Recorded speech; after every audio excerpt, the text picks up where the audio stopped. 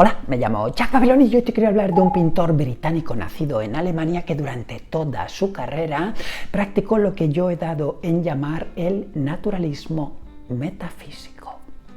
¿Cómo pintaba Frank Auerbach?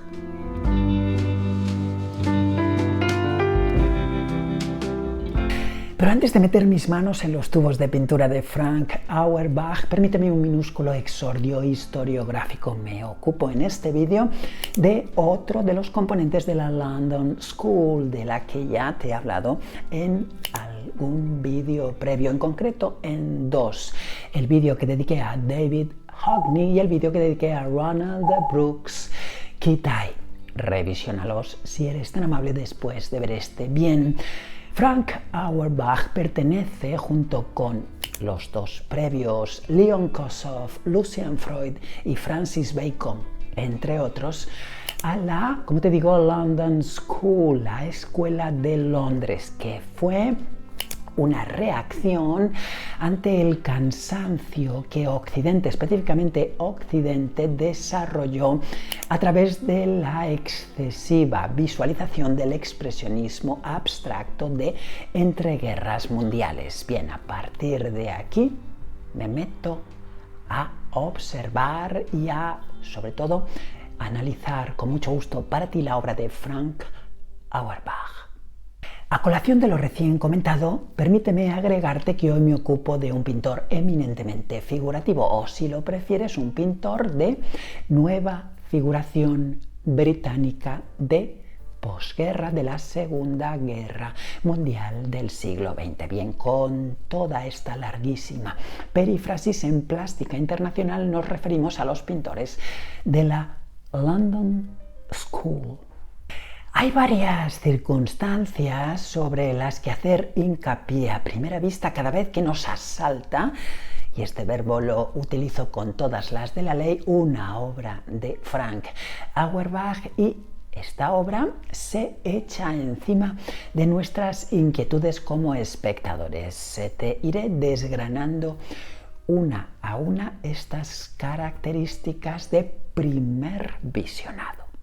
Bien, como te sugería en la entradilla en otros foros internacionales, yo he tratado a Frank Auerbach siempre como un pintor naturalístico de intención metafísica. Te explico este extremo con mucho gusto. Para Frank Auerbach era necesario partir de un modelo en vivo.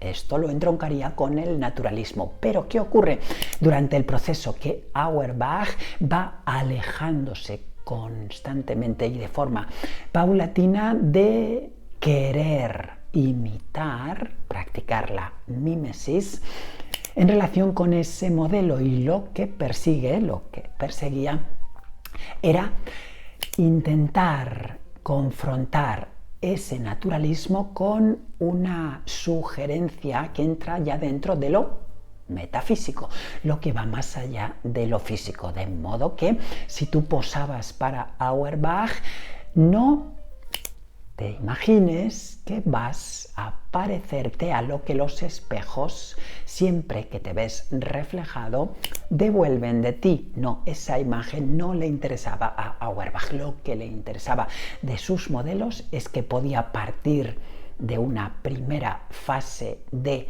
imitación sensible y a partir de ahí desembocar en resultados insospechados. Y ahora me ocupo quizá de la mayor singularización en lo que atañe a la reconocibilidad de las obras de Frank Auerbach, que tiene que ver con su grosísimo impasto. Todas las superficies de Auerbach nos informan de una acumulación, podríamos decir que excesiva, entre comillas, de materia pictórica, de carga textural. Y ahora, con muy buen juicio, te estarás preguntando, Jack, ¿esto quiere decir que aplicaba pintura como si no hubiera un mañana, sin solución de continuidad y sin compartimentos estancos durante el proceso pictórico de cada obra? Bueno, la respuesta es sí, pero te he de explicar que es un sí, pero. ¿Por qué es un sí, pero? Bueno, es esto, pero debo crearte una salvedad.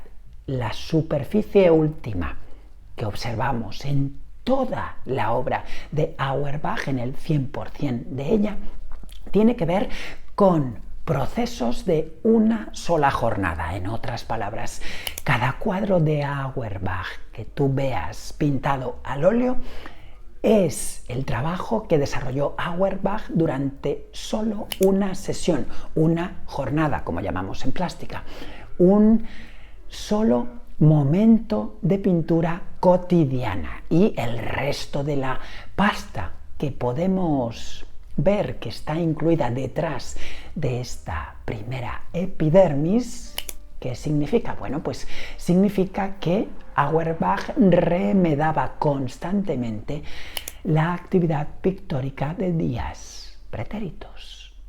Y ahora, a buen seguro que a resultas de lo recién comentado te estará surgiendo una nueva duda conceptual absolutamente idónea, que es probablemente la siguiente. Bien, si me acabas de decir esto, ya que ¿qué sentido tiene agregar pasta durante días y días, meses y a veces años, si después lo que vamos a contemplar solo se ha pintado en un día?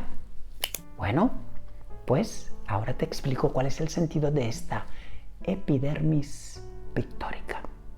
Y es aquí cuando te vengo a hablar de la que a mi juicio es la mayor aportación de Frank Auerbach a la pintura post-vanguardista de finales del siglo XX y primer cuarto del siglo XXI. La pintura de Auerbach, abro comillas, es un subproducto involuntario del hecho de pintar una y otra vez sobre el mismísimo soporte. En otras palabras, atención, aquí va un trabalenguas que ahora mismo estoy a punto de improvisar. Fíjate, cada cuadro de Auerbach es, mal que le pese, un Auerbach, pero debajo de ese Auerbach hay muchos Auerbachs que Auerbach mismo no ha querido que se internaran en el circuito internacional de hijitos de Auerbach. Y tú dirás, ¿esto tiene algo que ver con un truquito de prestidigitación autopublicitaria? No. Esto podríamos pensarlo de David Hockney, de quien antes te hablaba, o de Ronald Brooks Kitaï, o de, por supuesto, Lucian Freud o Francis Bacon, menos de Leon Kossoff, pero de ningún modo podríamos pensar que a Frank Auerbach se le ocurriera esto. No. A mi juicio ocurre algo muy curioso. Frank Auerbach fue un pintor eminentemente vocacional, eminentemente eremita y eminentemente volcado en su trabajo. Digamos que creó una especie de subestilo de la London School, que tiene que ver con la pintura de escasa satisfacción momentánea, pero de satisfacción longeva. Esto también te lo explico mejor en puntos ulteriores. Y es aquí cuando incido con otros matices en aquello que recién comentaba en relación con lo que yo llamo la pintura naturalística de intención metafísica. ¿Qué es esto? Bueno, esto tiene que ver con que el pintor parte de algo que procede del natural, en el caso de Auerbach siempre paisajes y siempre del mismo lugar, de Camden Town, o sea, de la zona septentrional de Londres, y también de personas que él conoce en un círculo nuclear muy íntimo. Auerbach solamente retrataba a 6 o 7 personas durante meses, durante años, durante décadas, y así hasta sus 7 décadas completas de carrera. Y bien, ¿qué ocurría en el acto de pintar estos paisajes o constantemente estas personas? Ocurría algo que Auerbach mismo no conseguía sorpresa, no conseguía aprender de su propia pintura. Bien, en este momento es cuando debemos hacer caso al adjetivo metafísico. Lo que intentaba Auerbach en un momento dado de estar pintando a estos paisajes o a estas personas es a alejarse de esos paisajes y de esas personas hacia un lugar que ni esos paisajes ni esas personas comprendían como propios, y a su vez el mismo Auerbach tampoco. O sea, su pintura pretendía un resultado sorpresivo. ¿Cómo se llega a ese resultado? Te lo explico con un concepto shintoísta. Un adagio shintoísta utilizadísimo en Japón reza, no literalmente, por favor, lo siguiente: nunca se llega más lejos que cuando no se sabe a dónde se va y sobre todo por dónde ir. Bien, con este adagio en la cabeza podemos comprender lo que recién te comentaba en el punto previo. Auerbach quería pintar algo naturalístico, pero no de intención estrictamente física, mimética, y entonces en la segunda parte de ese proceso comenzaba la oscuridad procesal, que tenía que ver con esto. ¿Hacia dónde llevo este paisaje de Londres? ¿Hacia dónde llevo esta persona que conozco desde hace años y la he pintado 1000 veces? Bueno, no sé hacia dónde y no sé cómo. Bien, de eso se nutrían las jornadas de Auerbach.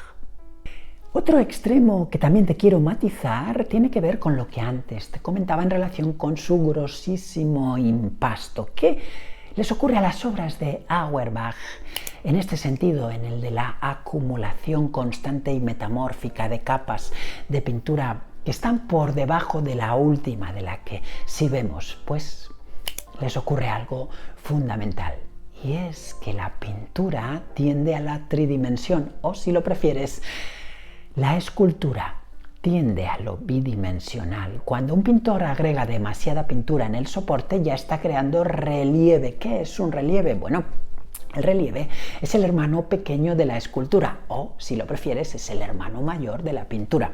Es todo lo que la pintura necesita para intentar ir convirtiéndose en escultura, o también lo podemos leer al revés: es todo lo que la escultura necesita para que digamos que es escultura, lo ínfimo, lo nimio que necesitamos para decir que cierta escultura de muy poco volumen ya es escultura. O sea, es una escultura que se parece más a la bidimensión que a la tridimensión. Y a buen seguro que en este punto ya estás comprendiendo que mi definición de Auerbach no es tan alocada como pudiera parecer en un primer momento. Pintura naturalística de intención metafísica. ¿Por qué? Porque la práctica de Auerbach, te lo voy a explicar de otra manera, es siempre aproximativa. No es mimética, es inmimética, pero es filoaproximativa. En otras palabras, a Auerbach no le importa que su amigo, por ejemplo, Francis Bacon, no se parezca en su retrato pictórico al Francis Bacon con el que él se va a comer a un restaurante. No, pero lo que sí le interesa es que ese parecido tenga una cierta intención aproximativa. Y es aquí cuando deberás permitirme arribar a una desembocadura que es más subjetiva que morfológica. Entraré de pies y manos en ella, pero me saldré también rapidísimo. La figura de Auerbach se agiganta para mí en relación con la de otros pintores de la London School, quizá con excepción de David Hockney, en un extremo muy concreto, que es este.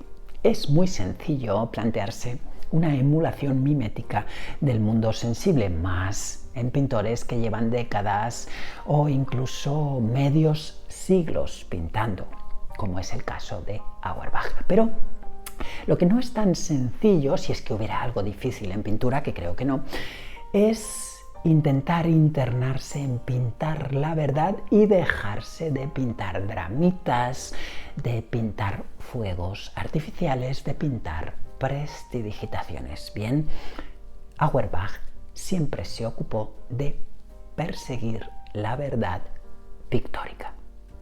Y ahora a buen seguro que estás oyendo una inmensa cacerolada ensordecedora dentro de tu cerebro en relación con el siguiente concepto. Vamos a ver, esto no es lo que siempre pretende un pintor profesional. No, amiga, no, amigo. Esto es lo que siempre, en el 100% de los casos, pretende un pintor. Punto. Pero no un pintor profesional. ¿Por qué? Porque el pintor profesional necesita una cierta dosis de drama, de emulación, de autopromoción y de autopublicidad. Y en el inmenso marasmo de la hiperinformación plástica, la única forma de significarse es creando drama pictórico. Pero ¿a qué se dedicó Auerbach? Pues a lo contrario, a crear verdad.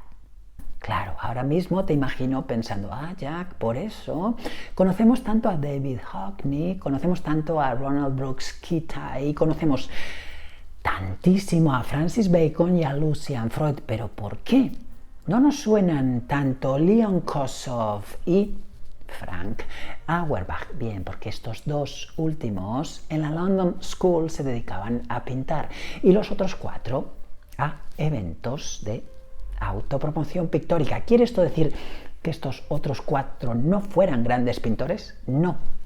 Quiero decir que la honestidad pictórica de Kossoff y de Auerbach está a años luz de la de los otros 4.